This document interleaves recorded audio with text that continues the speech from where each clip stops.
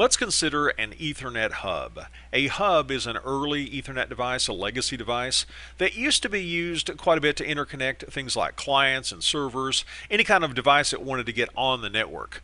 And one of the important characteristics to know about a hub is that it doesn't really make forwarding decisions. It's not analyzing any sort of MAC address or IP address. It's not analyzing anything in order to make forwarding decisions. In fact, sometimes it's simply referred to somewhat crudely as a bit spitter. It takes bits in on one of its ports and just repeats them out of the other ports. For example, on screen, if a PC sends a packet into the hub is going to regenerate that packet out all of its other ports, so everybody connected to the hub sees that traffic. And like we said, this was used in early Ethernet networks, and the competition back at this time was Token Ring. That was the other predominant technology in local area networks. Also, something to understand about a hub is that we're dealing with a single collision domain. All of the ports on this device belong to one collision domain. Let's remind ourselves what a collision domain is all about. If a PC wants to transmit on this shared Ethernet network, what it's going to do is use an approach called CSMACD.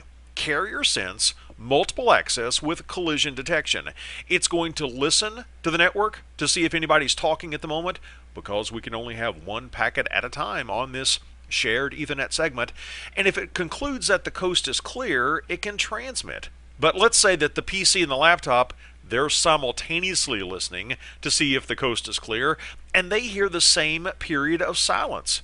What's going to happen? Well, they might transmit at about the same time, resulting in their two packets colliding. That's known as a collision. The packets are corrupted, they have to be retransmitted, but remember what CSMA CD stands for? The CD stands for collision detection.